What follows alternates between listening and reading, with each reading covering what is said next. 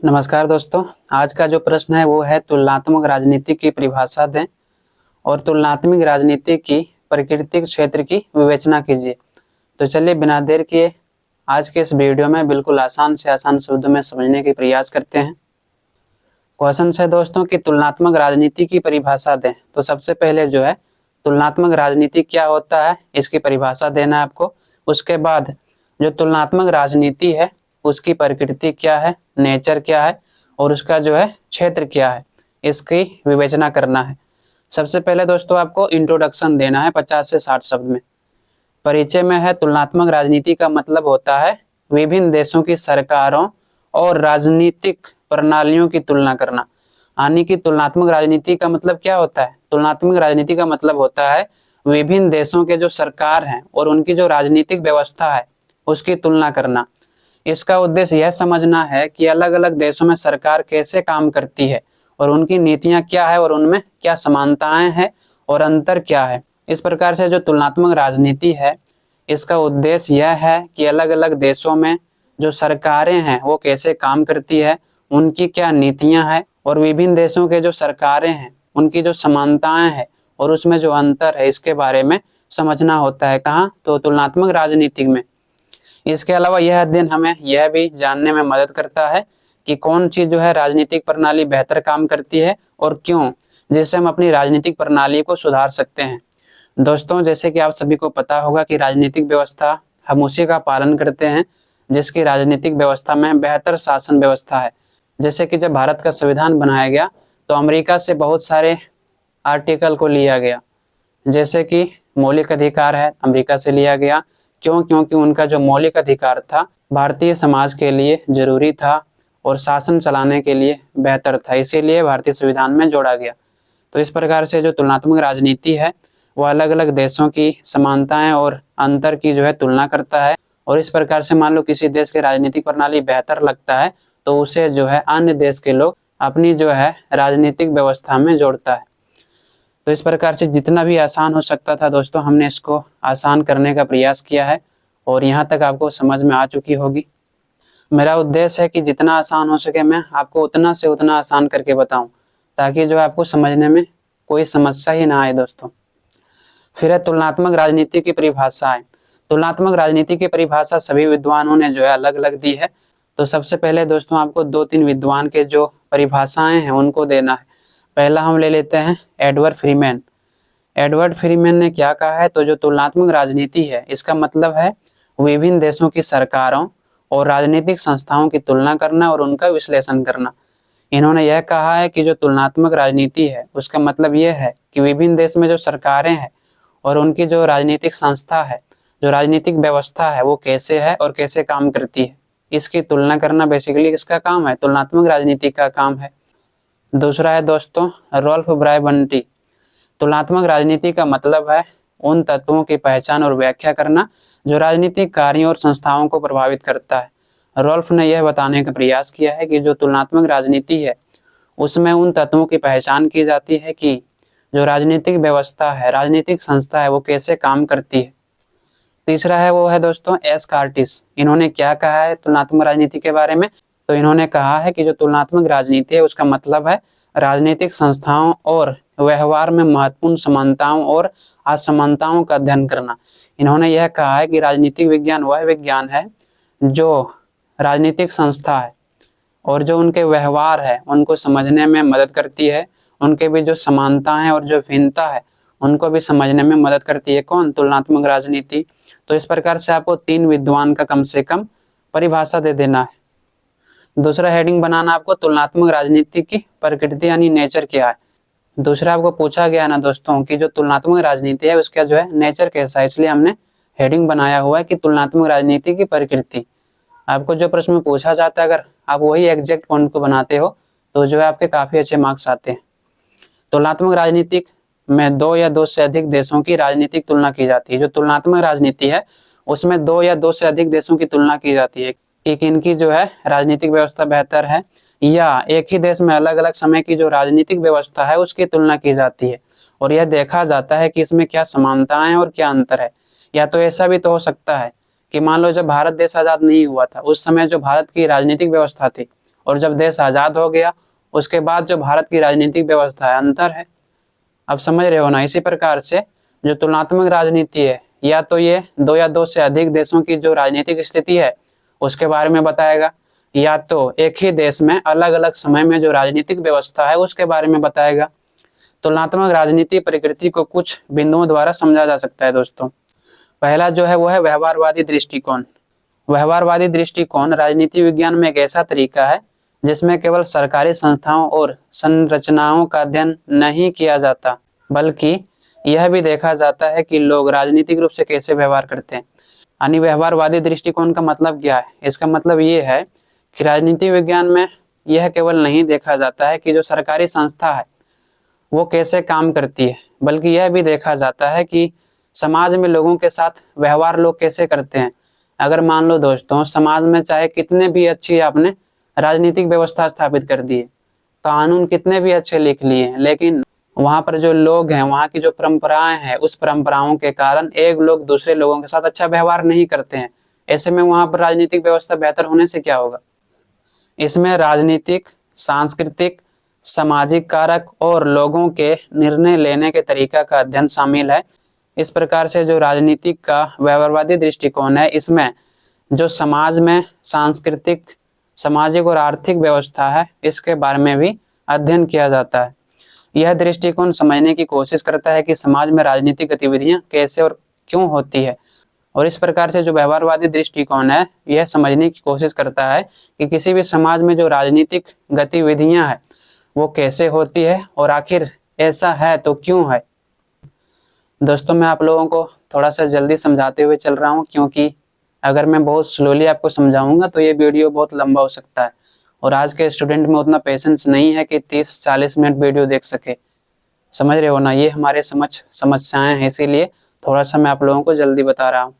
दूसरा है ऐतिहासिक और समकालीन विश्लेषण। ऐतिहासिक और समकालीन विश्लेषण क्या है? तुलनात्मक राजनीति में ऐतिहासिक और समकालीन दोनों दृष्टिकोण से अध्ययन किया जाता है, जिससे राजनीतिक विकास और परिवर्तन को समझा जा सके। तो जो तुलनात्मक राजनीति होता है दोस्तों, ऐतिहासिक और समकालीन दोनों दृष्टि से अध्ययन किया जाता है। इसका मतलब क्या है? इतिहास में जो व्यवस्थाएं थी वो कैसे थी और वर्तमान समय में जो व्यवस्थाएं हैं वो कैसे हैं। इन दोनों को समझकर अगर राजनीतिक व्यवस्था बनाई जाएगी तभी बेहतर तरीके से शासन व्यवस्था चलाया जा सकता है। ऐतिहासिक दृष्टिकोण हमें यह दिखाता है कि अतीत में क्या हुआ और क्यों हुआ, जबकि समकालीन दृष्टिकोण हमें वर्तमान घटनाओं और प्रवृत्तियों को समझाने में मदद करता है। इस प्रकार से यहाँ कहा गया है कि जो ऐतिहासिक दृष्टिकोण है दोस्तों, वो हमें यह बताने का प्रयास करता है, यह समझाने की कोशिश करता है कि इतिहास में क्या हुआ था और क्यों हुआ था। और जो समकालीन दृष्टिकोण है वो हमें यह समझाने का प्रयास करता है कि वर्तमान समय में क्या घटनाएं हैं, क्या प्रवृत्तियां हैं। और इस प्रकार से शासन व्यवस्था में तुलनात्मक राजनीति के माध्यम से बेहतर शासन व्यवस्था को स्थापित किया जा सकता है। दोनों दृष्टिकोण मिलकर हमें राजनीतिक बदलावों की गहरी समझ देते हैं। दोस्तों, आपको ये बात ध्यान रखनी होगी कि जैसी परिस्थितियां होता है, जैसा समय होता है, उसके अनुसार ही जो है राजनीतिक व्यवस्थाएं बनाई जाती है। अगर मान लो आज से 200 साल पहले की हम राजनीतिक व्यवस्था को लेकर चलेंगे तो क्या आज के समाज में प्रासंगिक होगा? नहीं होगा। आज के समाज में चल ही नहीं पाएगा। समझ रहे हो ना। तो इस प्रकार से जिस समय जो परिस्थितियां होती है, जो स्थितियां होती है, उसी के अनुसार जो है राजनीतिक व्यवस्थाएं बनाई जाती है। तीसरा है व्यापक क्षेत्र। तुलनात्मक राजनीति का जो क्षेत्र है बहुत बड़ा है। इसमें न केवल देशों की सरकारों और उनकी कार्य प्रणालियों का अध्ययन होता है, बल्कि कबीलों, समुदायों, संघों और समूहों और गैर राज्यीय इकाइयों का भी अध्ययन शामिल है। दोस्तों, जो तुलनात्मक राजनीति है इसमें केवल देश की जो सरकार है या उनकी जो कार्य प्रणाली है या जो संस्था है या जो आप देख रहे हो ना पार्टियां हैं, केवल इनके बारे में चर्चा नहीं की जाती है तुलनात्मक राजनीतिक में, बल्कि इसमें समाज के विभिन्न पक्षों की चर्चा की जाती है। जैसे कि कबीला हो गया। कबीला का मतलब क्या है कि जनजातीय समूह कबीले बनाकर रहा करते थे, तो कबीलों के बारे में अगर जानना हो, इसके अलावा समुदायों के बारे में जानना हो, चाहे कोई भी समुदाय हो उसके बारे में जानने के लिए राजनीतिक विज्ञान की आवश्यकता है। इसके अलावा किसी भी समूह के बारे में जानना हो या गैर राजधानी राज्य के बाहर विदेशों के बारे में अगर हमें जानना है तो हमें राजनीति की आवश्यकता है। तो इस प्रकार से जो राजनीतिक विज्ञान है इसका क्षेत्र व्यापक है। इसका उद्देश्य जो है विभिन्न राजनीतिक प्रणालियों और समूहों के बीच अंतर और समानताओं को समझना है। तुलनात्मक राजनीति का जो प्रमुख उद्देश्य है दोस्तों वो ये है कि विभिन्न राजनीतिक जो प्रणालियां हैं और समूहों के बीच जो अंतर है, जो समानता है, उन सभी को समझना। उसके बाद आपको जो है उसी प्रश्न में पूछा गया है कि जो तुलनात्मक राजनीतिक है उसके क्षेत्र बताएं। तुलनात्मक राजनीति का जो क्षेत्र है दोस्तों, इसमें विवादपूर्ण है। क्यों है? क्योंकि इसमें जो है परंपरागत और आधुनिक दृष्टिकोण में काफी अंतर है।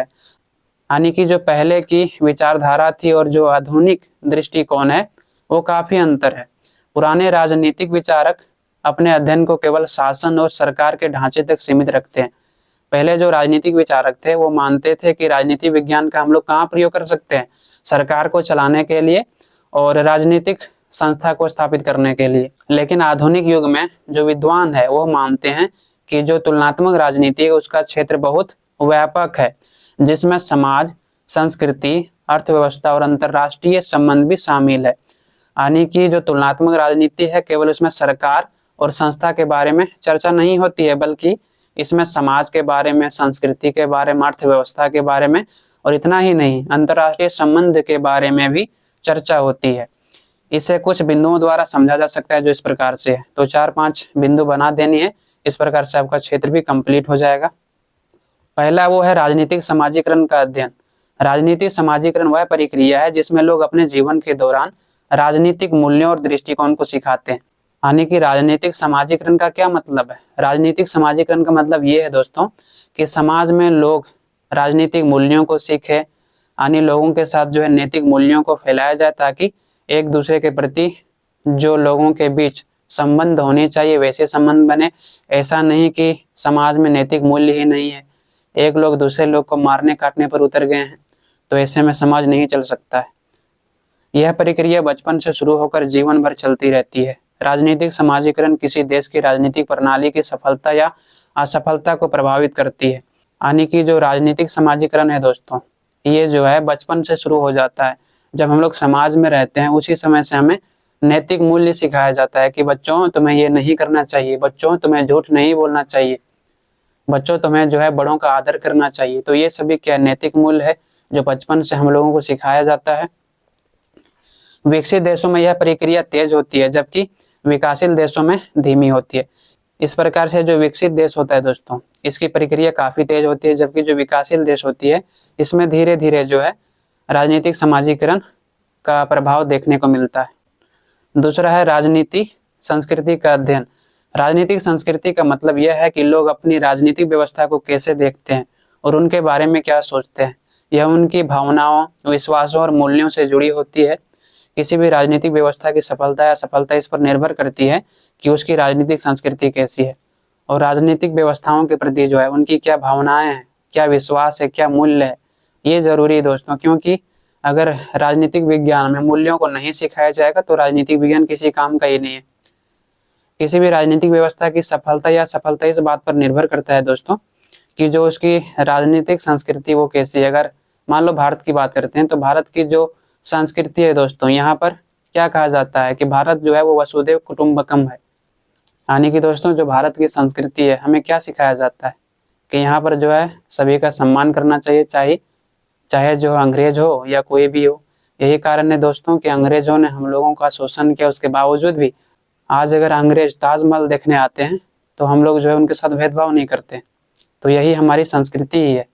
तो वही यहाँ पर कहा गया है कि जिसकी जो संस्कृति है उसी आधार पर जो है उनका राजनीतिक व्यवस्था तय होता है। और तीसरा और अंत जो आपको पॉइंट बनाना है वो है राजनीतिक दल तथा हित समूह। राजनीतिक दल तथा हित समूह का मतलब क्या है? आधुनिक लोकतंत्र में राजनीतिक दल जरूरी है। अमेरिका, ब्रिटेन, ऑस्ट्रिया और जर्मनी में द्विदलीय प्रणाली है, जबकि फ्रांस, इटली और भारत में बहुदलीय प्रणाली है। यानी कि दोस्तों यहाँ पर यह कहा गया है कि जो आधुनिक लोकतंत्र है यहाँ पर राजनीतिक दल बहुत जरूरी है। मान लो कोई भी राष्ट्र है, वहां पर अगर कोई राजनीतिक दल ही नहीं है, पक्ष विपक्ष है नहीं, तो कैसे विरोध करेगी कि यह कानून गलत है, यह कानून सही है। इसी प्रकार से कहा गया है कि जो अमेरिका है, जो ब्रिटेन है, ऑस्ट्रेलिया है और जर्मनी है, यहाँ पर द्विदलीय प्रणाली यानी यहाँ पर 2 पार्टी है, जबकि जो फ्रांस, इटली और भारत है यहाँ पर बहुदलीय यानी एक से ज्यादा पार्टियां हैं। आप देख रहे हो ना कि भारत में कितनी पार्टियां हैं, कांग्रेस है, बीजेपी है, आम आदमी पार्टी है ना, समाजवादी पार्टी है, अलग अलग पार्टियां हैं। जबकि चीन और उत्तर कोरिया में एक दलीय प्रणाली है, जबकि जो चीन है और जो उत्तर कोरिया में वो केवल एक ही पार्टी है, कौन सा पार्टी? Samajwadi party, communist. तो आपका यहाँ पर सवाल होगा कि एक ही पार्टी शासन कैसे चला रहा है, पक्ष और विपक्ष में कौन सवाल जवाब कर रहा है। यहाँ पर दोस्तों एक ही पार्टी है और ये लोग जो है कहता है कि हम समाज के हित को लेकर चलेंगे। समाजवादी क्या कहता है? हम समाज के हित को लेकर चलेंगे। और चीन कैसा है? समाजवादी है। इसीलिए यहाँ पर जो कम्युनिस्ट पार्टी है वो अलग अलग शाखा में बटा हुआ है, अलग अलग राज्यों में अलग अलग शाखा बना दिया गया है। और उनमें से सरकार कैसे चुना जाता है? तो यहाँ पर सरकार इस प्रकार से चुना जाता है, मान लो एक गांव है, वहां पर मुखिया होता है, तो मुखिया जो है आगे जिला के शासक को चुनेगा, फिर जिला का जो शासक बनेगा वो जो है राज्य के शासक को चुनेगा। इस प्रकार से कम्युनिस्ट निचले पादान से ऊपरी पादान तक के प्रशासक को चुनती है और फिर वही शासन व्यवस्था को चलाता है। और यह जो मॉडल है दोस्तों गांधी जी के मॉडल ही है, जो मानते थे कि पंचायत के स्तर पर जो है शासक होनी चाहिए और उस आधार पर शासन का जो है सत्ता बंटनी चाहिए। राजनीतिक दलों के साथ साथ हित समूह भी महत्वपूर्ण है जो सरकार की नीतियों को प्रभावित करते हैं। यानी कि राजनीतिक दलों के साथ जो है जो हित समूह है वो भी जरूरी है। हित समूह का मतलब क्या है? जैसे कि मजदूर संघ हो गया, व्यापार संघ हो गया, तो ये सभी होनी चाहिए। अगर मान लो मजदूर संघ ना हो, व्यापार संघ ना हो, तो ऐसी स्थिति में आने वाले समय में ऐसी विधि बना दिया जाए जो इनके जो है नुकसान उठाने पड़ते हो। तो ऐसी स्थिति में जो है अगर मजदूर संघ रहेगा, व्यापार संघ रहेगा, तो ये लोग जो है एकजुट होकर मिलकर जो है उस विधि का विरोध करेंगे। और जब विरोध करेंगे तो सरकार को इसकी बात माननी होगी। अगर मान लो किसी एक व्यक्ति का जो है हित छीना जा रहा है, तो ऐसे में अगर संगठन नहीं है तो वो मजदूर, वो व्यापार सरकार के प्रति जो है विरोध ही नहीं कर सकती है। इसीलिए जो मजदूर संघ है, जो व्यापार संघ है, जरूरी है एक लोकतांत्रिक व्यवस्था में। लोकतांत्रिक देशों में समूह नीतियों पर बड़ा असर डालते हैं, जबकि साम्यवादी देशों में इनका महत्व कम है। भारत और अमेरिका जैसे लोकतांत्रिक देशों में समूह का जो है बहुत बड़ा महत्व होता है दोस्तों, क्योंकि इन नीतियों से जो है सरकार के पक्ष और विपक्ष में विरोध करती है। अगर नीतियां बेहतर होती है तो सरकार के जो है पक्ष में होते हैं, अगर नीतियां बेहतर नहीं होती है तो सरकार के प्रति विरोध करते हैं। तो लोकतांत्रिक देशों में संघ होना जरूरी है। और अंत में आपको निष्कर्ष लिख देना है दोस्तों कि वर्तमान समय में जो राजनीतिक विज्ञान है एक व्यापक विज्ञान है। कैसे? हमने आपको बता ही दिया है। जो राजनीतिक, सामाजिक, आर्थिक, धार्मिक और सांस्कृतिक सभी पहलुओं की चर्चा करता है। यह न केवल विभिन्न प्रणालियों और नीतियों का विश्लेषण करता है यानी चर्चा करता है, बल्कि न्याय और समानता को भी सुनिश्चित करने का प्रयास करता है। तो इस प्रकार से जो राजनीति विज्ञान है केवल जो है नीतियों के बारे में ही चर्चा नहीं करता है, बल्कि समाज में न्याय और समानता को भी देता है। यानी सुनिश्चित मतलब क्या है? यानी समाज में न्याय और समानता को भी सुनिश्चित करता है। सुनिश्चित करना का मतलब है समाज में न्याय देता है, समानता का अधिकार देता है, जिससे समाज में संतुलन और स्थिरता बनी रहती है। यही कारण है कि समाज में संतुलन और स्थिरता बनी रहती है। अगर न्याय नहीं दिया जाता लोगों के समक्ष, समानता का अधिकार नहीं मिलता, तो शायद समाज में संतुलन नहीं बना होता। इस प्रकार से यहाँ पर समाप्त होता है दोस्तों। आई होप आप सभी को समझ में आया होगा। दोस्तों मैं आप लोगों के लिए मेजर पेपर 6 का जो क्वेश्चन बचा हुआ है बहुत जल्द लेकर आ रहा हूँ। दोस्तों बहुत चैनलों की तरह जो है मैं बहुत ज़्यादा वीडियो अपलोड नहीं कर पाता हूँ। इसका कारण है कि मुझे एक क्वेश्चन तैयार करने के लिए बहुत ज़्यादा रिसर्च करना पड़ता है, आसान से आसान शब्दों में लिखना पड़ता है दोस्तों। एक क्वेश्चन बनाने में कम से कम मैं 4 से 5 घंटे देता हूँ, समझ रहे हो ना। इतना रिसर्च करने के बाद आप लोगों के लिए आसान से आसान शब्द में लिखता हूँ, फिर आप लोगों के लिए तैयार करके लाता हूँ, तो काफ़ी मेहनत लगता है दोस्तों। लेकिन आप लोगों का अगर प्यार और सपोर्ट बना रहा दोस्तों, तो मैं आप लोगों के लिए सभी वीडियो लेकर आने वाला हूँ। तो जितना हो सके आप लोग अपना प्यार और सपोर्ट करें, ताकि मैं आप लोगों के लिए बेस्ट से बेस्ट वीडियो लेकर आता रहूँ। तो आज के लिए इतना ही। आप लोगों से बहुत जल्द मिलते हैं नेक्स्ट वीडियो में। धन्यवाद।